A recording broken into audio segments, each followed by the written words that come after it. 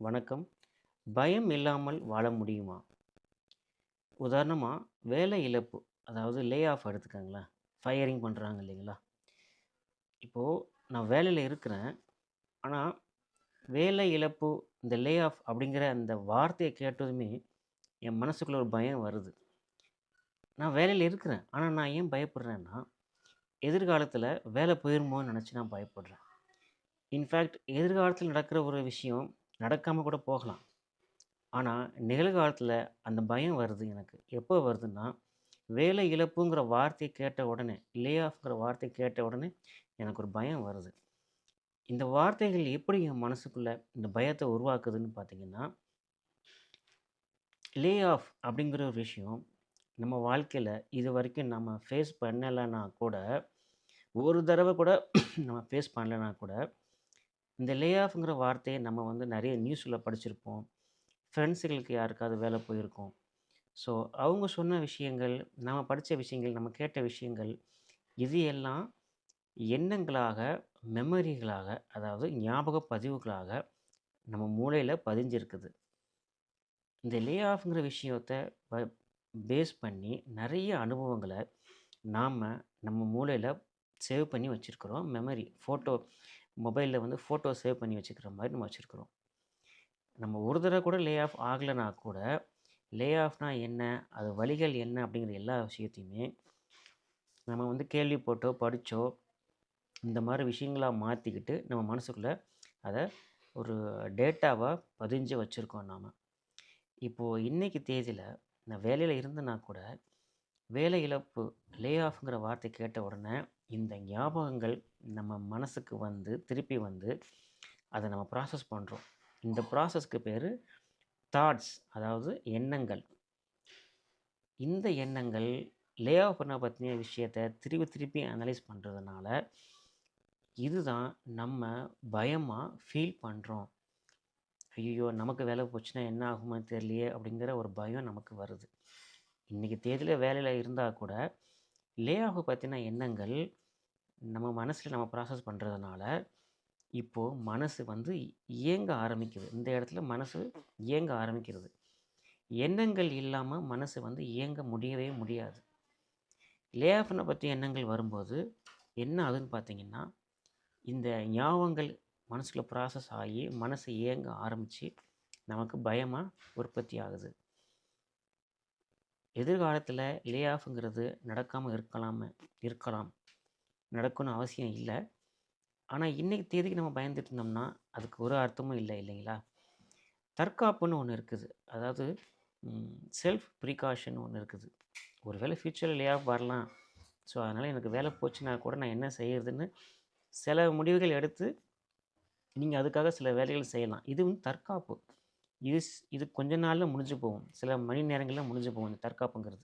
தற்காப்பு நடவடிக்கைங்கிறது சீக்கிரம் முடிஞ்சு போகும். ஆனா பயம்ங்கிறது எப்பவுமே மனசுக்குள்ள இருக்கும். வாழ்நாள் முழுக்க இருக்கும். இந்த பயத்த நம்ம ஹேண்டில் பண்ண தெரியல அப்படின்னாக்கா, நம்ம எந்த வேலையும் செய்ய முடியாது. நிம்மதி இருக்க முடியாது நம்மால. ஸோ, இந்த பயம் இல்லாமல் வாழ முடியுமா அப்படிங்கிறது, இந்த பயம் அப்படிங்கிறது நம்முடைய எண்ணங்கள் மட்டும் தான். எண்ணங்கள்ல தான் இருக்குது. ஒரு சம்பவம் நடைபெறாத வரை பயம் அங்க இருக்க வேண்டிய அவசியம் இல்ல. பயம் இருக்குது அப்படின்னாக்கா, நம்ம பழைய கடந்த காலத்திலேயே வாழ்ந்துட்டு இருக்கோம்னு அர்த்தம். கடந்த காலத்தில இருக்கிற அந்த நினைவுகள், ஞாபகங்கள எடுத்து ப்ராசஸ் பண்ணி, அத பயமா கன்வெர்ட் பண்ணி, அப்படித்தான் நம்ம வாழ்ந்துட்டு இருக்கிறதா நான் நம்புறேன். ஆ இல்ல பயம் இல்லாம இருந்தா எப்படி நான் ஃப்யூச்சர நான் பிளான் பண்ணும் அப்படின்னாக்கா, நம்ம அதுக்கு தான் ஏற்கனவே சொன்னோம். பிளானிங் இருக்குது, செல்ஃப் ப்ரிகாஷன் இருக்குது. இது தற்காப்பு. உளவியல் அடிப்படையில இது ஒரு தற்காப்பு. இதுக்கான நடவடிக்கை நீங்க எடுத்து முடிச்சிடலாம். அது ஒண்ணும் பெரிய விஷயம் இல்ல. ஆனா வாழ்க்கை முழுக்க பயந்துட்டே இருக்கிறதுங்கிறது ஒரு சரியான விஷயமா இல்ல. இதுக்கு காரணம் இந்த எண்ணங்கள் தான். எண்ணங்கள் வரும்போது பயம் வந்துருது. எண்ணங்கள் இல்லன்னா பயம் வராது. எண்ணங்கள் இல்லன்னா மனசு வேலை செய்யாது. மனசு இருக்கிற இடத்துல தான் பயம் இருக்கும். பயம் வேண்டான்னாக்கா மனச நம்ம நிப்பாட்ட பழகிக்கொள்ள வேண்டும். வேலை இழப்பு மட்டும் இல்லங்க. நெறைய விஷயங்கள் நம்ம பயப்படுவோம் இல்லைங்களா? இப்போ எல்லாருக்கும் இருக்கிற ஒரு பயம் வந்து டெத்து, மரணம். மரணம் வந்து வந்தா நான் என்ன செய்றது? நான் மரணத்துக்கு அப்புறம் எங்க போவேன் நானு? இந்த மாரி எண்ணங்கள் வந்து பயமா கன்வெர்ட் ஆகுது. மரணம் நடைபெறாத வரை நமக்கு மரணம் இல்லை தானே.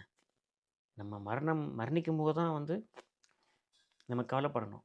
இப்போவே அதை பற்றி பயப்பட்டு என்ன பிரயோஜனம் இருக்குது? மரணம் என்றைக்கோ ஒரு நாள் வரப்போகுது. வர்ற அன்றைக்கே நம்ம கவலைப்பட்டுக்கலாம்.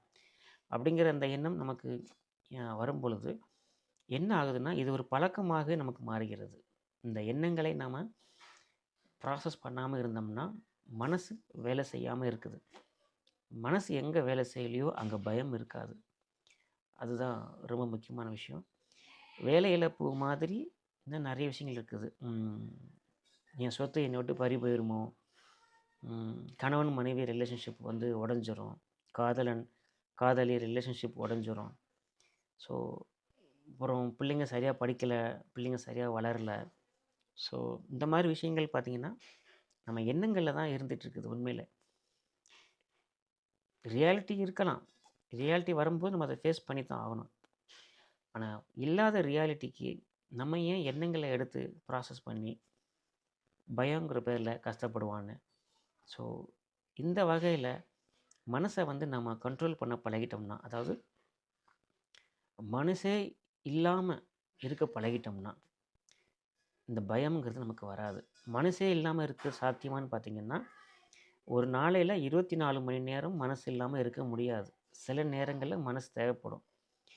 மனசுனா என்ன? எண்ணங்கள் தான் நம்ம மனசு இல்லைங்களா? எண்ணங்கள் தேவைப்படும். எப்போ தேவைப்படும்? நம்ம ஒருத்தர்கிட்ட பேசும்போது, நான் இந்த வீடியோ போடும்போது எண்ணங்கள் தேவைப்படும். என் எண்ணங்கள் தான் நான் உங்களுக்கு ஷேர் பண்ணுறேன். அப்போது இந்த இடத்துல என் மனசு வேலை செய்யுது. நம்ம ஆஃபீஸ் வேலை செய்யும்போது, வீட்டு வேலைகள் செய்யும்போது கூட எண்ணங்கள் தேவைப்படலாம்.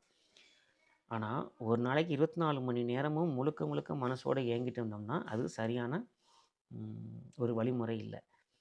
தேவைப்படுற இடங்களில், தேவைப்படுற நேரங்களில் மட்டும் நம்ம எண்ணங்களை எடுத்து மனசாக கன்வெர்ட் பண்ணி இருந்தோம்னா அதோடு அது வேலை முடிஞ்சு போகும்.